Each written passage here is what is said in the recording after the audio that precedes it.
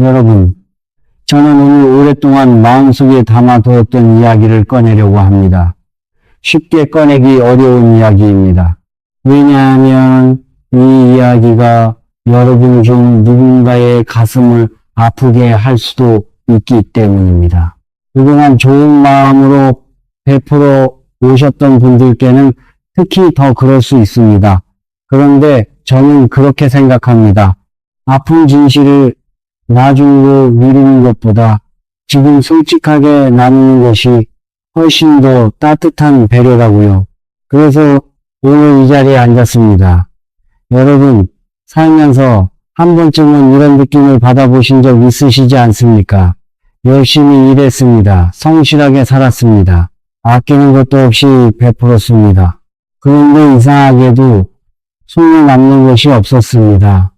들어오는 것은 있는데 모이지 않았습니다. 나가는 곳은 딱히 없는데 늘 빠듯했습니다. 저도 그런 시절이 있었습니다. 젊은 날에 저는 남에게 베푸는 것을 미덕이라 생각했습니다. 쓰던 물건도 아깝지 않았습니다. 필요 없어진 것은 바로바로 나누어 드렸습니다. 좋은 마음이었습니다. 진심이었습니다. 그런데 이상하게도 살림은 나아지지 않았습니다. 오히려 베풀고 나면 더 팍팍해지는 느낌이 들었습니다. 그때 저는 스스로에게 물었습니다. 나는 잘못 살고 있는 것인가? 남에게 베푸는 것이 왜 내 삶을 더 어렵게 만드는 것인가? 그 질문을 가슴에 품고 오랜 세월을 살았습니다. 그러다가 어느 날 문득 오래된 어른들의 말씀 하나가 제 마음 깊은 곳에 닿았습니다. 베푸는 것에도 법도가 있다. 줘도 되는 것이 있고 주어서는 안 되는 것이 있다. 모든 나눔이 복이 되는 것은 아니다. 그 말씀이 저의 오랜 의문을 풀어주었습니다. 저는 그 뒤로 오랫동안 이 이치를 혼자 품고 살았습니다. 주변 분들을 관찰하면서 삶에서 그 가르침이 맞는지 틀린지 살펴보았습니다. 그리고 세월이 지나면서 확신하게 되었습니다. 베풀에도 법도가 있다는 것을, 그 법도를 알면 삶이 달라진다는 것을 오늘은 그 이야기를 여러분과 함께 나누려 합니다. 여러분, 오늘 저와 함께 끝까지 이 이야기를 들어주십시오. 재물복이 새고 있다는 느낌, 아무리 해도 손에 남는 것이 없다는 그 막막함, 그 안에 숨어있는 이유를 함께 살펴보겠습니다. 그리고 어쩌면 오늘이 그 구멍을 조용히 막기 시작하는 첫 번째 날이 될 수 있습니다. 이 이야기가 여러분께 도움이 되신다면 소중한 분들과 꼭 나눠주십시오. 그 한 번의 나눔이 여러분의 공덕이 됩니다. 저는 오늘 이 자리에서 5가지 이야기를 드릴 것입니다. 5가지 물건에 대한 이야기입니다. 흔하디 흔한 물건들입니다. 하지만 그 안에 담긴 이치를 알고 나면 여러분은 그 물건들을 전과는 다른 눈으로 보게 되실 것입니다. 그럼 시작하겠습니다. 우리가 매일 쓰는 물건들은 단순한 물건이 아닙니다. 이 말씀을 드리면 처음에는 고개를 갸웃하시는 분들이 계십니다. 물건이 물건이지 무슨 뜻이냐고요. 저도 처음에는 그랬습니다. 그런데 살면서 보니 옛 어른들이 하신 말씀이 하나하나 맞아 들어가는 것을 느꼈습니다. 옛 어른들은 말씀하셨습니다. 물건에는 기운이 깃든다. 주인의 복이 물건에 담긴다. 처음에는 막연하게만 들렸습니다. 그런데 세월이 흐르면서 그 말씀의 깊이를 조금씩 이해하게 되었습니다. 여러분 생각해 보십시오. 수십 년을 함께한 물건이 있다면 그 물건 안에는 여러분의 세월이 담겨 있습니다. 기쁜 날의 기운도 힘든 날의 온기도 평범한 하루하루의 숨결도 모두 그 안에 스며들어 있습니다. 그것은 눈에 보이지 않습니다. 손으로 만질 수도 없습니다. 하지만 1000년 넘게 이어져 내려온 어른들의 지혜는 그것을 분명히 알고 있었습니다. 물건은 주인의 기운을 머금습니다. 시간이 쌓일수록 그 기운도 깊어집니다. 그래서 함부로 내보내면 그 세월도 그 기운도 함께 나가는 것입니다. 저는 이것이 미신이라고 생각하지 않습니다. 이것은 우리 조상들이 오랜 삶의 관찰 속에서 쌓아온 지혜입니다. 눈에 보이는 것만이 진실이 아닙니다. 눈에 보이지 않는 것 안에 더 깊은 진실이 있을 때도 있습니다. 제가 이 이야기를 처음 진지하게 받아들이게 된 것은 꽤 오래전 일입니다. 어느 봄날 저는 이삿짐을 정리하던 한 가정을 도운 적이 있었습니다. 그 댁의 할머니께서 물건들을 하나씩 꺼내보시면서 유독 오래된 바느질 바구니 앞에서 한참을 멈추셨습니다. 이것만은 보내지 않겠다고 하셨습니다. 왜 그러시냐고 여쭤봤더니 할머니께서 조용히 말씀하셨습니다. 이 안에 내 평생이 들어있다고. 이걸 남의 손에 넘기는 건 내 삶을 넘기는 것 같아서 못하겠다고. 그 말씀이 오랫동안 제 가슴에 남았습니다. 할머니는 풍수를 공부하신 분이 아니셨습니다. 그냥 평생을 살면서 느끼신 것을 몸으로 아신 것이었습니다. 학문으로 배운 것이 아니라 삶으로 터득하신 것이었습니다. 그것이 진짜 지혜입니다. 여러분의 물건도 마찬가지입니다. 오래 함께한 것에는 그만큼의 이야기가 담겨 있습니다. 그것을 어떻게 다루느냐가 앞으로의 기운 흐름에 영향을 미칠 수 있습니다. 자, 그렇다면 어떤 물건들의 그런 기운이 깊이 담겨 있을까요? 첫 번째 이야기를 시작하겠습니다. 첫 번째는 몸에 가장 가까이 닿는 것입니다. 아침에 눈을 뜨면 가장 먼저 몸에 닿는 것이 있습니다. 피부에 직접 맞닿는 그것입니다. 오랫동안 내 몸을 감싸 온 것입니다. 여러분, 피부에 직접 닿는 것에는 그 사람의 가장 깊은 기운이 스며 있습니다. 건강의 기운이 담겨 있습니다. 재물의 기운이 담겨 있습니다. 살아온 삶의 온기가 고스란히 담겨 있습니다. 그것을 남에게 건네는 순간 그 기운도 함께 떠납니다. 아마 이런 말씀을 드리면 이렇게 생각하실 수 있습니다. 깨끗이 빨면 되지 않느냐고요. 맞습니다. 눈에 보이는 것은 씻기면 사라집니다. 하지만 기운은 눈에 보이지 않습니다. 아무리 깨끗이 빨아도 눈에 보이지 않는 기운이 남아 있습니다. 제가 이것을 이해하게 된 것은 한 어르신의 말씀 덕분이었습니다. 그 어르신은 이렇게 말씀하셨습니다. 사람의 살결에 닿은 것에는 그 사람의 혼이 배어 있다. 그것을 남에게 넘기는 것은 혼의 일부를 넘기는 것과 같다. 처음에는 그저 옛날 어른들의 말씀이라 생각하고 흘려들었습니다. 그런데 살면서 보니 몸에 가까이 닿는 것을 남에게 드린 게 이상하게 기운이 빠진다는 분들이 적지 않았습니다. 그것이 우연인지 아닌지 저는 단언할 수 없습니다. 하지만 저는 이렇게 말씀드리고 싶습니다. 다 쓴 것은 감사한 마음으로 보내십시오. 남에게 주지 마시고 조용히 보내십시오. 그동안 내 몸을 지켜주었다, 고맙다고 그 마음 하나로 충분합니다. 그 감사의 마음이 기운을 가미해 줍니다. 두 번째는 날카로운 것입니다. 칼입니다. 가위입니다. 우리 일상에서 가장 자주 쓰는 도구 중 하나이지요. 음식을 만들 때도 무언가를 자를 때도 늘 함께 합니다. 그런데 저는 이것들을 남에게 선물하거나 건네는 일을 오래전부터 조심해 왔습니다. 사실 저도 예전에는 몰랐습니다. 좋은 마음으로 드렸습니다. 쓸만한 것이니까 드리면 기뻐하실 것 같았습니다. 그런데 그 뒤로 사이가 묘하게 멀어진 분들이 계셨습니다. 한 번은 우연이라 생각했습니다. 두 번째도 우연이라 생각했습니다. 그런데 3번, 4번 보이다 보니 패턴이 보이기 시작했습니다. 왜 그런 것일까요? 날카로운 것에는 끊는 기운이 있습니다. 그것이 날카로운 것의 본질입니다. 무언가를 자르고 끊고 분리하는 것, 그것이 날카로운 도구의 존재 이유입니다. 그런데 그 끊는 기운이 물건을 자를 때만 작동하는 것이 아닙니다. 그 기운을 담은 물건이 손에서 손으로 넘어갈 때 인연도 끊고 복도 끊고 재물의 흐름도 끊을 수 있습니다.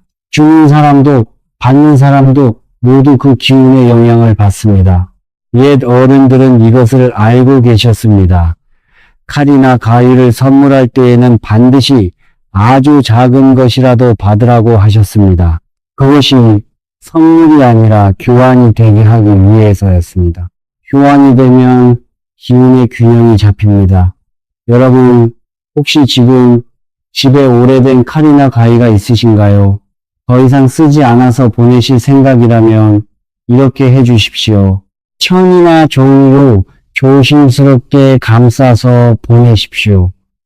그동안 고마웠다는 마음을 담아서요. 그리고 누군가에게 직접 손으로 건네지 마십시오. 그 작은 차이가 큰 차이를 만들 수 있습니다. 3번째는 먹고 산 뿌리가 담긴 것입니다. 여러분, 밥 이야기를 해보겠습니다. 저는 어릴 때부터 밥상을 참 소중히 여겨왔습니다. 어머니가 이른 새벽에 일어나 밥을 짓던 모습이 지금도 눈에 선합니다. 밥 짓는 냄새가 집안에 퍼지면 그 냄새만으로도 아침이 따뜻해지는 것 같았습니다.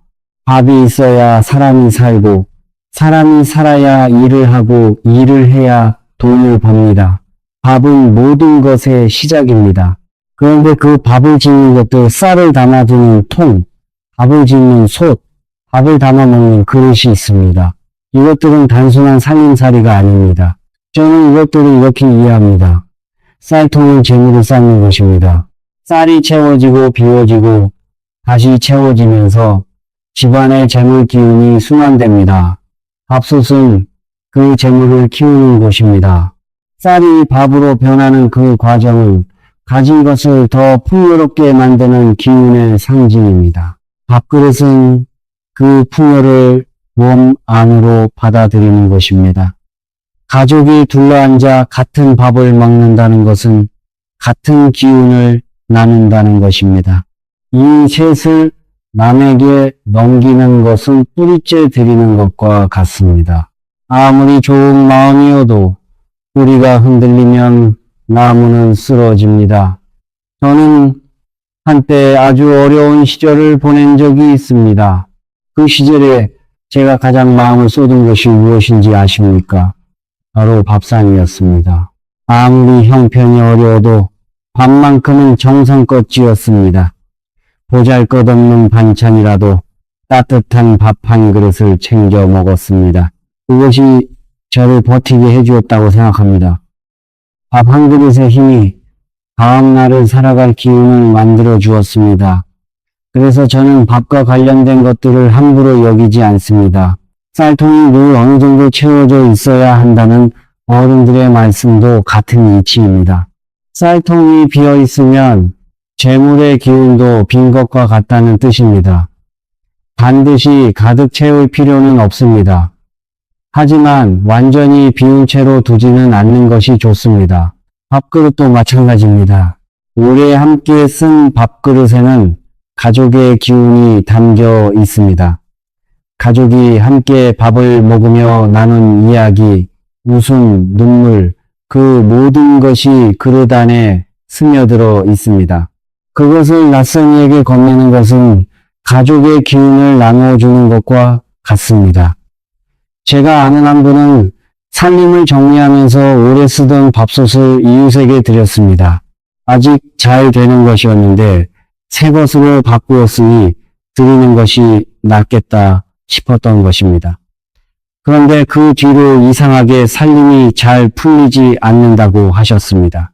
들어온 것은 있는데 모이지 않는다고 하셨습니다. 제가 그것만이 이유라고 단정 지을 수는 없습니다. 삶은 복잡합니다. 많은 것들이 얽혀 있습니다. 그러나 먹고 사는 뿌리와 연결된 물건을 함부로 내보내지 않는 것이 옛 어른들의 가르침입니다. 다 쓰셨다면 버리십시오. 하지만 직접 손으로 건네는 것만큼은 조심하십시오. 여러분 잠깐 여기서 멈추어 보십시오. 오늘 제가 드린 이야기들 중에 여러분 마음에 걸리는 것이 있으시지 않습니까? 아, 나도 그런 적이 있었는데 그런 생각이 드시는 분이 계시다면 댓글에 솔직하게 남겨주십시오. 저도 함께 읽겠습니다. 여러분의 이야기가 저에게도 그리고 이 영상을 보고 계신 다른 분들에게도 큰 위로가 됩니다. 우리는 혼자 이 길을 걷는 것이 아닙니다.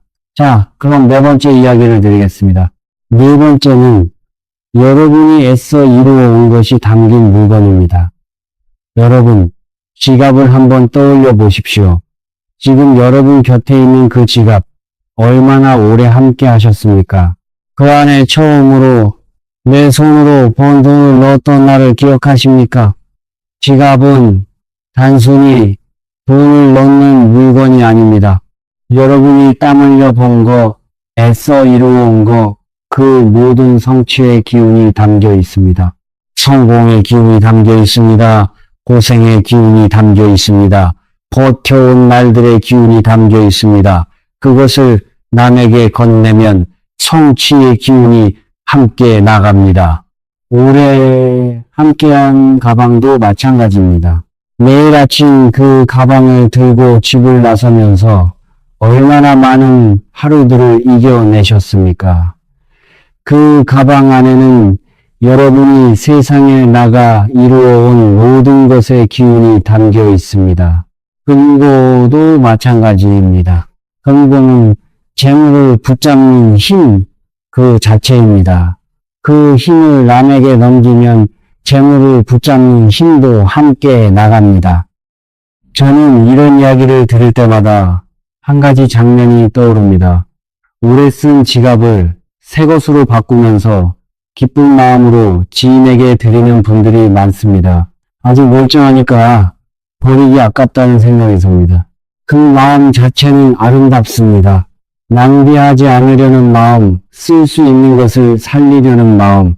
하지만 그 물건 안에 담긴 기운까지 함께 드리고 있다는 것을 알면 조금 달리 생각하게 됩니다. 지갑을 보내실 때는 완전히 비워서 보내십시오. 안에 아무것도 남기지 마십시오. 그리고 가능하다면 직접 손으로 건네는 것보다 다른 방식을 택하십시오. 금고를 내보낼 때에는 문을 활짝 열어두십시오. 안에 쌓여있던 기운이 자연스럽게 빠져나갈 수 있도록 그런 다음 보내십시오. 작은 의식처럼 보일 수 있습니다. 하지만 그 작은 의식 안에 담긴 마음이 기운의 흐름을 바르게 합니다. 다섯 번째는 휴식이 담긴 것입니다. 침대 이야기입니다. 여러분, 우리는 하루의 3분의 1을 잠으로 보냅니다. 70년을 산다면 20년 넘게 잠을 자는 것입니다. 그 긴 시간 동안 우리 몸이 기대고 있는 곳이 바로 침대입니다. 낮에 아무리 열심히 일해도 밤에 제대로 쉬지 못하면 몸도 마음도 무너집니다. 침대는 그 쉼의 자리입니다. 기운을 채우는 자리입니다. 매일 밤 다음날을 살아갈 힘을 저장하는 곳입니다. 저는 잠을 참 소중히 여깁니다. 잠은 단순한 휴식이 아니라고 생각하기 때문입니다. 잠은 하루를 마감하는 시간이고 동시에 새로운 하루를 준비하는 시간입니다. 그 시간 동안 우리 몸은 스스로를 치유하고 기운을 다시 채웁니다. 그래서 잠자리가 중요합니다. 그런데 그 자리를 남에게 넘기면 어떻게 될까요? 쉬는 것 같아도 쉬지 못하게 됩니다. 자고 나도 개운하지 않습니다. 기운이 빠진 채 하루를 시작하게 됩니다. 건강과 재물은 하나로 연결되어 있습니다. 몸이 기운을 제대로 회복하지 못하면 일도 잘 되지 않고 판단도 흐려지고 기회도 놓치게 됩니다. 저는 이 이야기를 들을 때마다 한 할머니 이야기를 떠올립니다. 오래 쓰시던 침대를 자녀에게 물려주신 분이 계셨습니다. 좋은 것이니까 새 것을 사지 말고 이것을 쓰라고요. 마음은 참으로 따뜻하셨습니다. 그런데 그 자녀분이 그 침대를 쓰기 시작한 뒤부터 잠을 자도 피로가 풀리지 않는다고 하셨습니다. 하시던 일도 유독 잘 안 풀리는 시기가 이어졌다고 하셨습니다. 우연일 수 있습니다. 하지만 저는 이 이야기를 들을 때마다 같은 생각을 합니다. 침대를 내보낼 때에는 충분히 햇볕에 말려주십시오. 햇볕은 기운을 정화합니다. 오래 쌓인 기운은 자연스럽게 흩어 보내줍니다. 충분히 말린 뒤에 보내는 것과 그냥 보내는 것은 다릅니다. 그리고 기왕이면 누군가에게 주는 것보다 새로운 순환의 자리로 보내는 것을 권해드립니다. 여러분, 오늘 제가 드린 5가지 이야기를 정리해 드리겠습니다. 그런데 저는 오늘 이 이야기를 드리면서 한 가지를 분명히 말씀드리고 싶습니다. 저는 오늘 여러분께 금지 목록을 드리는 것이 아닙니다. 베풀지 말라는 이야기가 아닙니다. 나누지 말라는 이야기가 아닙니다. 다만 알고 베푸는 것과 모르고 베푸는 것은 전혀 다른 결과를 낳습니다. 무엇을 베풀어야 복이 되고 무엇을 베풀면 의도치 않게 기운이 새는지를 알면 배청 자체가 더 풍요로워집니다. 그래서 오늘 이 이야기를 드렸습니다. 여러분, 저는 오랜 세월 동안 많은 분들의 삶을 가까이에서 지켜보았습니다. 열심히 사는 분들, 성실한 분들, 남에게 베풀기를 좋아하는 분들, 그런 분들 중에서도 유독 살림이 나아지지 않는 경우가 있었습니다. 그분들을 찬찬히 살펴보면 공통점이 있었습니다. 주어서는 안 되는 것들을 아무 생각 없이 내보내고 있었습니다. 좋은 마음으로 하는 일이었기에 그 안에 문제가 있다는 것을 전혀 눈치채지 못하고 계셨습니다. 알면 지킬 수 있습니다. 오늘 이 자리에서 이 이야기를 들으신 여러분은 이제 아셨습니다. 아셨으니까 달라질 수 있습니다. 실천을 위해 4가지만 기억해 주십시오. 물건을 주기 전에 잠깐 스스로에게 물어보십시오. 이것이 내 몸에 직접 닿았던 것인지, 날카로운 것인지, 먹고 사는 뿌리와 연결된 것인지, 내 성취나 쉼이 담긴 것인지, 하나라도 해당된다면 멈추십시오. 바로 주지 마십시오. 꼭 드려야 하는 상황이라면 아주 작은 것이라도 받으십시오. 동전 하나, 사탕 하나라도 괜찮습니다. 주는 것이 아니라 교환이 되면 기운의 균형이 잡힙니다. 보내기 전에 하루로 멈추십시오. 하루가 지나면 생각이 달라집니다. 급하게 결정한 것과 하루 품어본 것은 다릅니다.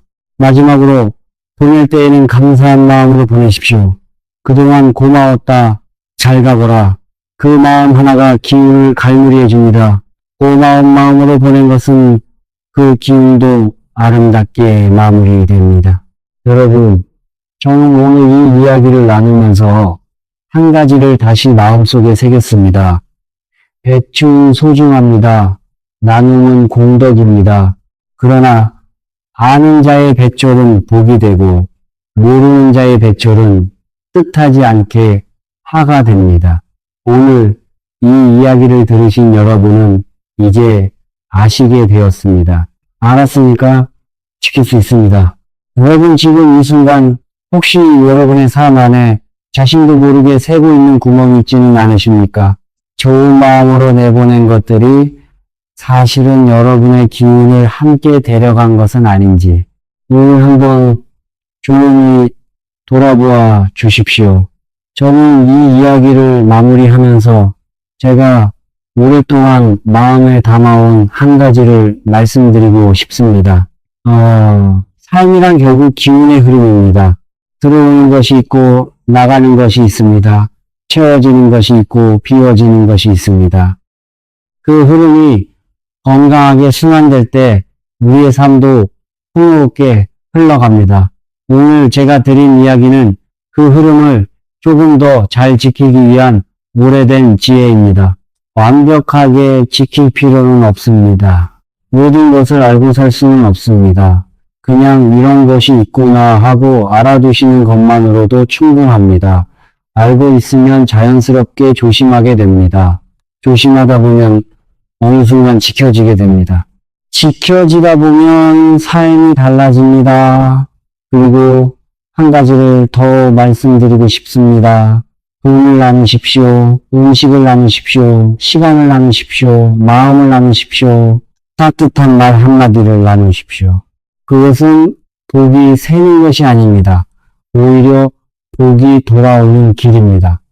여러분이 나눌 수 있는 것들 중에 가장 귀한 것은 물건이 아닙니다. 시간입니다. 관심입니다. 진심입니다. 그것들은 아무리 나누어도 기운이 새지 않습니다.